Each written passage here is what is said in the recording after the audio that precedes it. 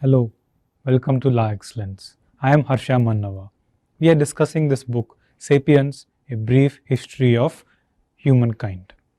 So in the last session, we talked about the factors that brought people together and we discussed how money evolved.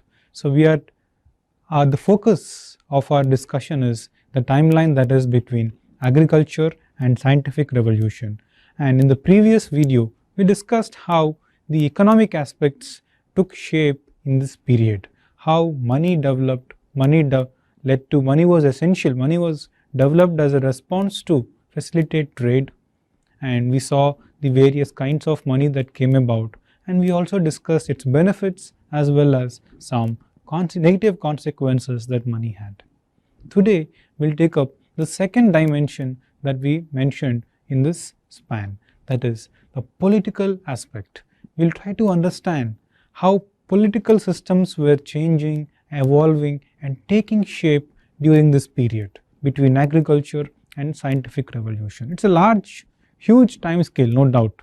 So our discussion will be like a bird's eye view and a general perspective on the whole story rather than trying to get into nitty-gritties.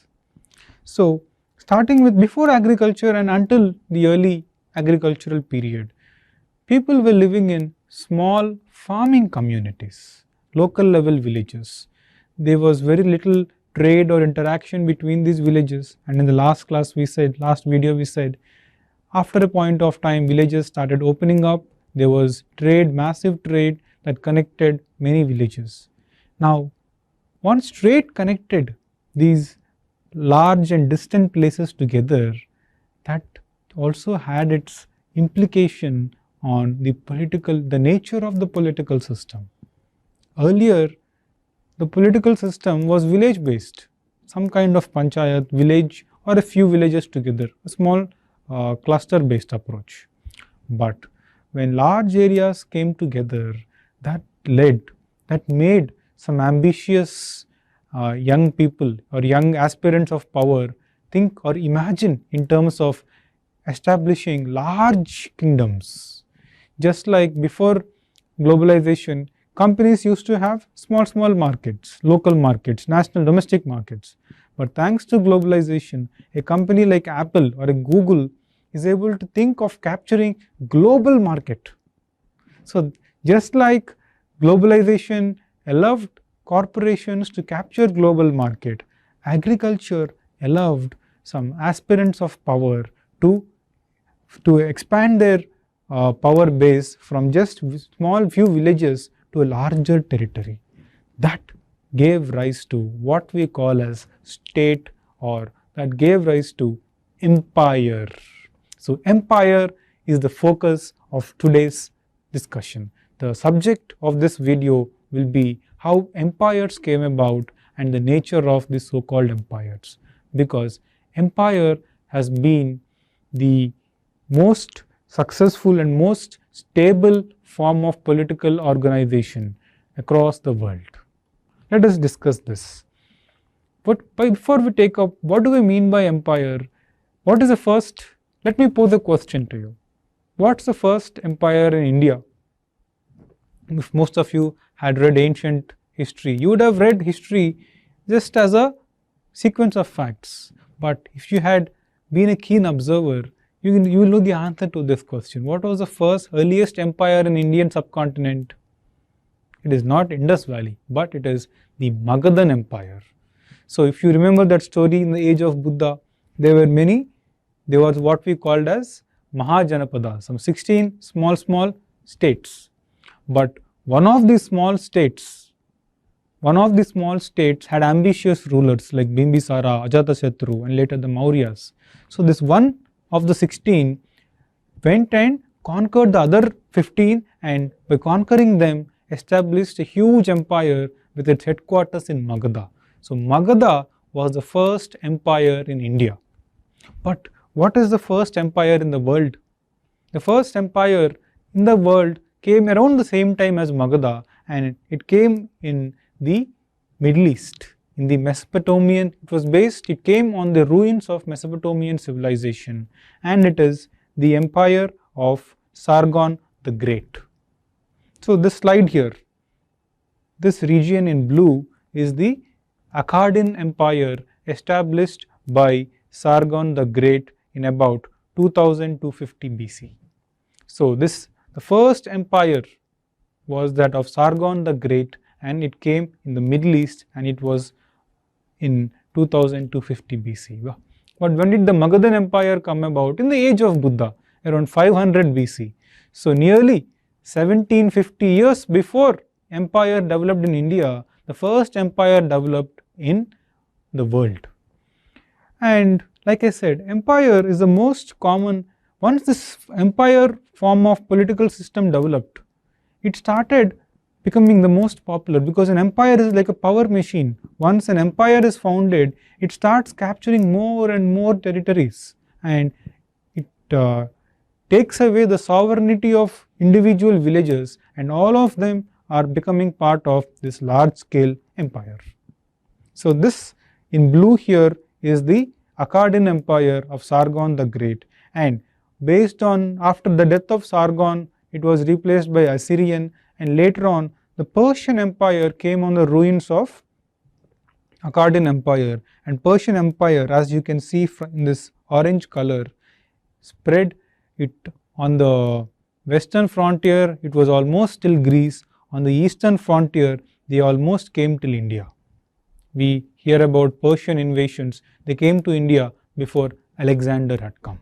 Xerxes, the king you see in the movie 300, had sent an army to conquer India.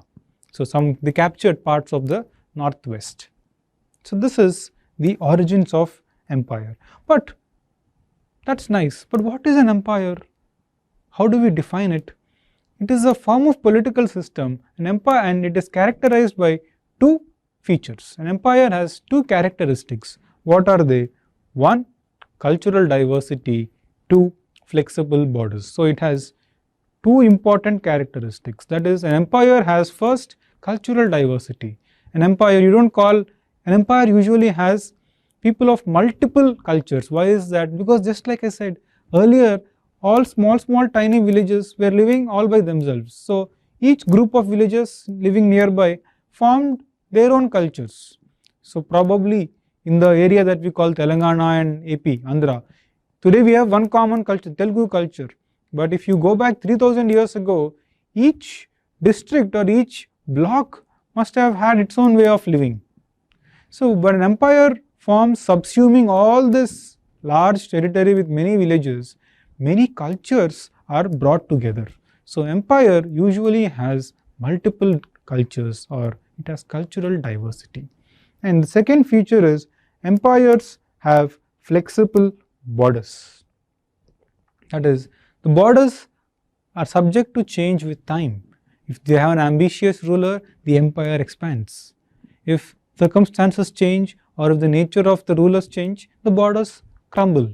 For example, 80 years ago or 100 years ago, the British Empire was so big, they said the sun never set on the British Empire. But today, where is the British Empire? You only have United Kingdom, that is a few islands with small bases across the world, but that's it. The British no longer have their empire's borders have shrunk terribly. They have now restricted to a few islands. So that's how empire has two features: cultural diversity, second, flexible borders. But how did these empires, once, like I said, an empire has cultural diversity to begin with, but once formed, empires tend to destroy cultures. Empires, once they're born, they don't try to maintain the cultural diversity. In the beginning, they subsume groups with diverse cultures, but over a period of time, they try to remove these unique cultures and create one homogeneous culture, which becomes the basis for everybody else. Maybe this may sound a little strange. So let's say, take the Mauryan Empire, for example. What did the Mauryan Empire do? This original empire, in fact, in the first empire in India, took birth in which place? In Gangetic Valley, around Patna. in the present day Bihar, UP. That's where the first empire developed. And this empire, the Mauryan Empire at its peak under Ashoka, ruled almost this entire subcontinent. Now, when they conquered, they were people of various cultural backgrounds. But in the beginning they were of various backgrounds, but what did they do after a point of time? They try to impose an imperial culture and make this common culture as the basis for the rule of the empire, and the various groups are compelled, forced or encouraged to change their culture in the direction of the imperial culture. That's how it works. So, if you look at many of our so-called the Hindu culture we have today, most of it, the Ramayana, Mahabharata, where did this epic supposedly happen? They happened probably in the Gangetic Valley from Yamuna till Howrah, Hooghly. So in that area, most of these events have happened. But people even in South India and people even in Manipur, Northeast also believe in Ramayana, Mahabharata. But those characters do not have names that resemble them. And those events do not have any local resemblance. Most of these events took place only in this area. But why are people even in South India following them? That is because in the past, people in South India originally would have had a different culture. There's a natives, Dravidian culture, what they call it. But over a period of time, as South India also became part of empires which ruled from the north, gradually, over a long period of time, this culture of this Hindu culture that took root in the Gangetic Valley started spreading throughout the subcontinent, and people who had their own local cultures were compelled to give it up in favor of this the superior culture that was being imposed from the government at the top. The culture that was being imposed by the rulers became the common culture. So this is how empires work. Next, how did empires rule? What is the nature of their rule? And once they capture this large territory, how do they bring this heterogeneous people together? Very valid question, right?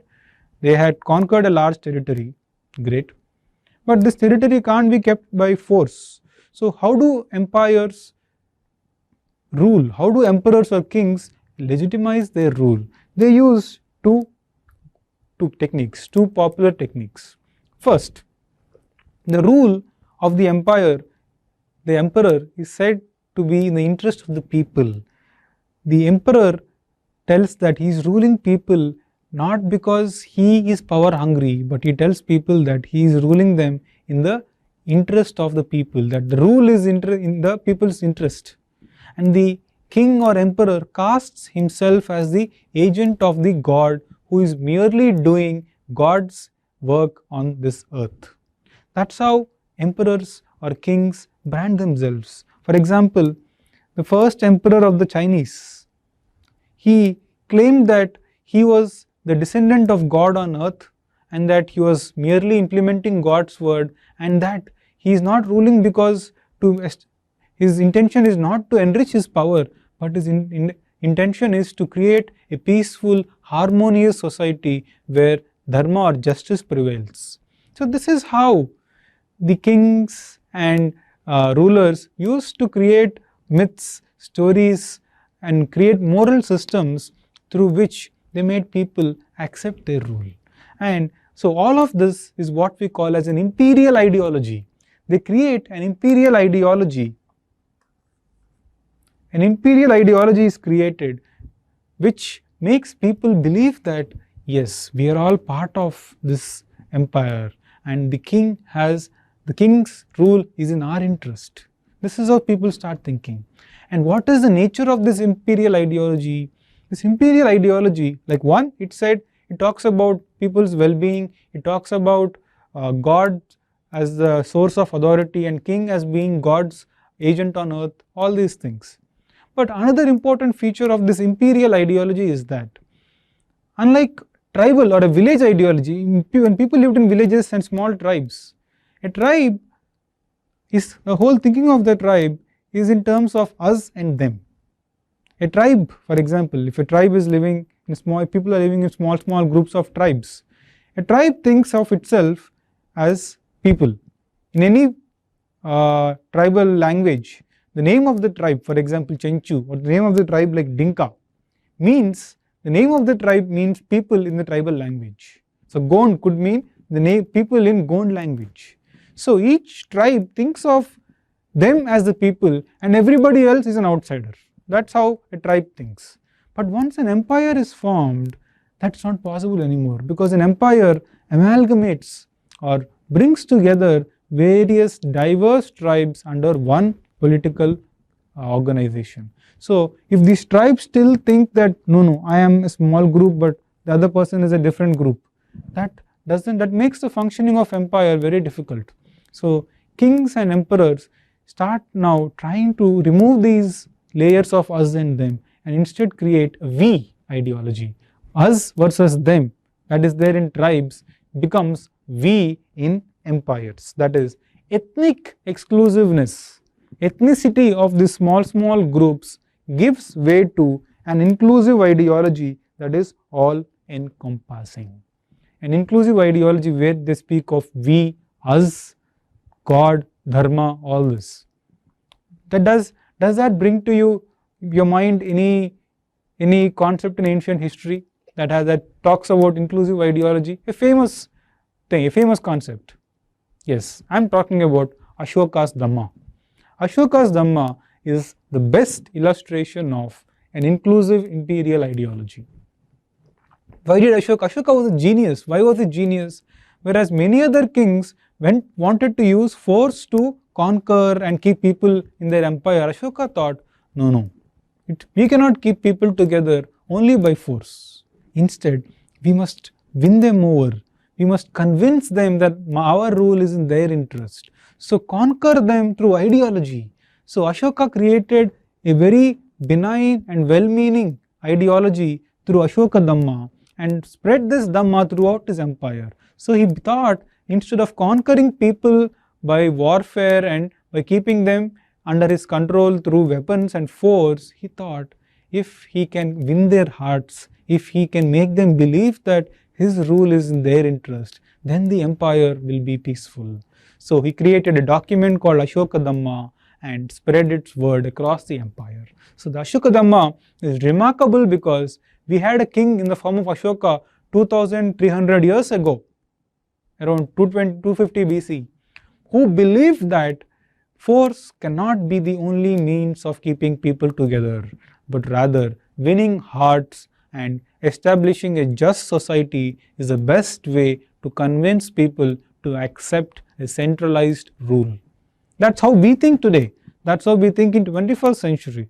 But we had a king who had this kind of thoughts in 230 BC. So Ashoka Dhamma is an example of this imperial ideology as a means to keep heterogeneous people together into one group.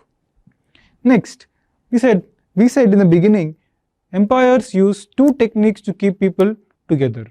We finished one, that is imperial ideology. Second, empires also enhance their rule through a common culture. So after this ideology is one aspect. Next, even related to the ideology is another aspect, that is a common culture. So empires now realize we have created this out of heterogeneous groups. Now if each of them still exist as independent cultures, then we will not have, it will be difficult. Each of them will find friction with the other. So life in the empire will become frictious. There will be friction in the empire. So they will be fractious. So they believed we have to get over this. How do we do that?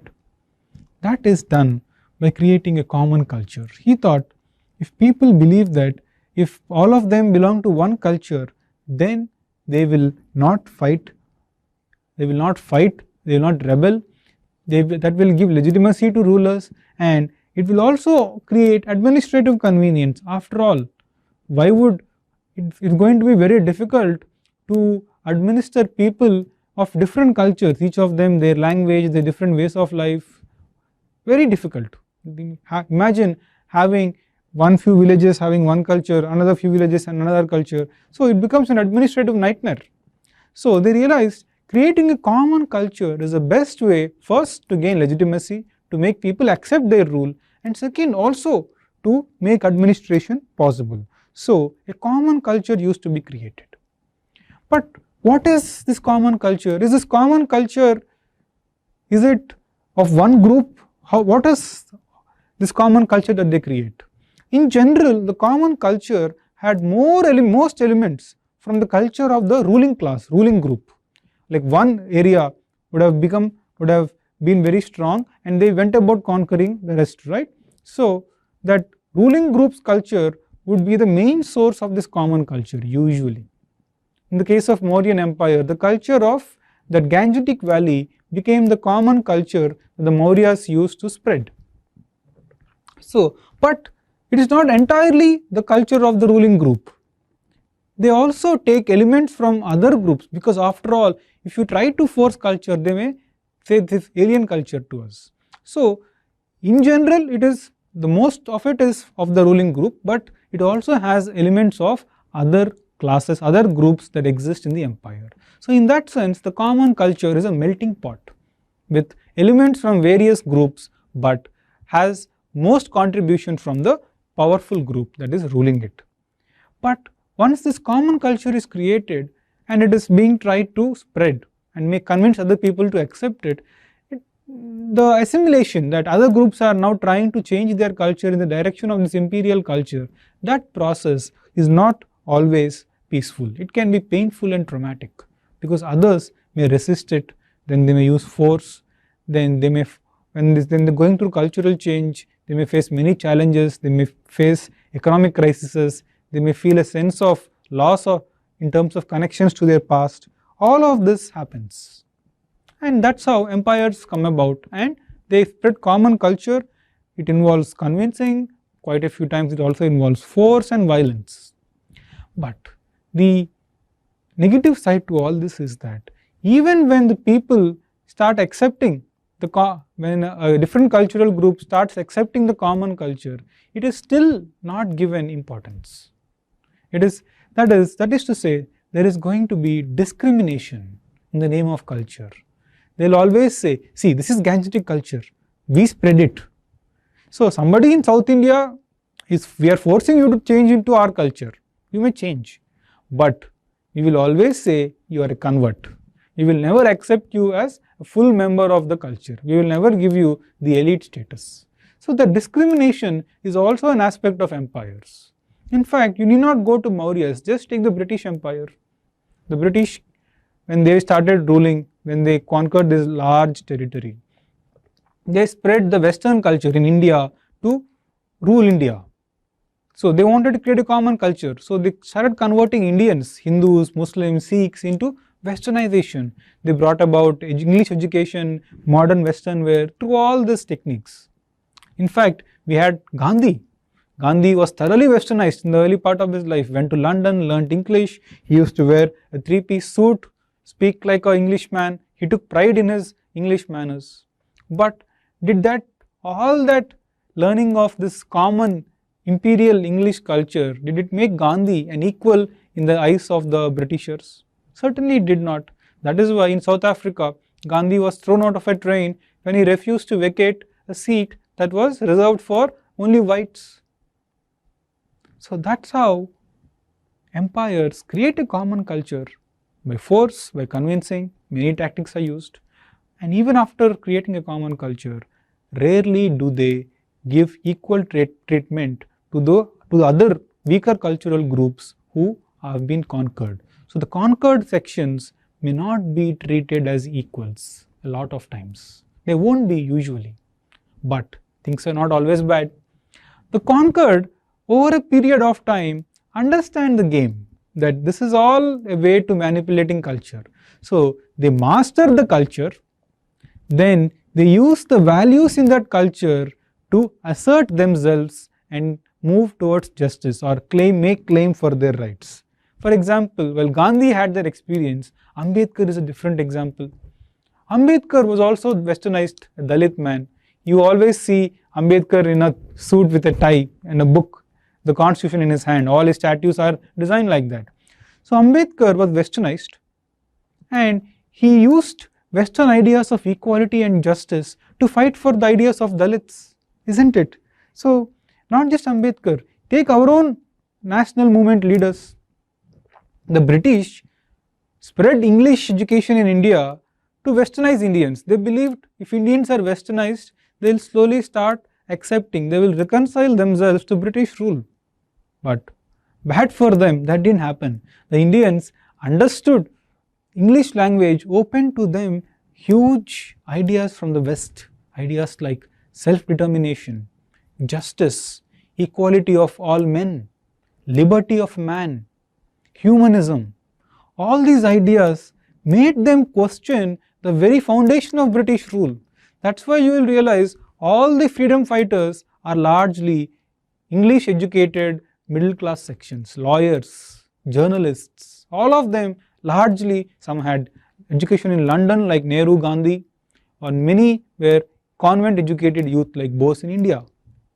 So they used the learning they got from this ruling culture to eventually fight against the imperial rule itself. So the imperial culture was spread by the ruling class to make the rule possible, but over a period of time the conquered or the subjugated people master the imperial culture and use their mastery over the imperial culture to throw them out. That's how, not just in India, the end of imperialism in the rest of the world, what we call as decolonization, like in Africa, in Southeast Asia, in East Asia, many parts of this, these were all formerly colonies of French, British, German, Belgium, Portugal empires.